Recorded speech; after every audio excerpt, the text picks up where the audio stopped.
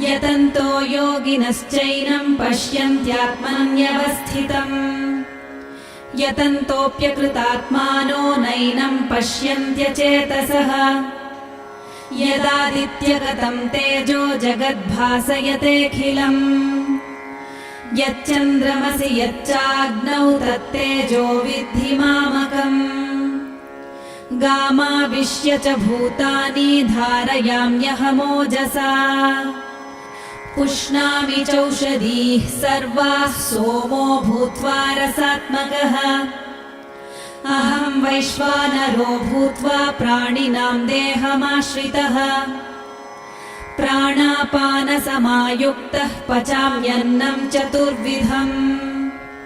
सर्वस्य चाहं हृदि सन्निविष्टो मत्तः स्मृतिर्ज्ञानमपोहनं च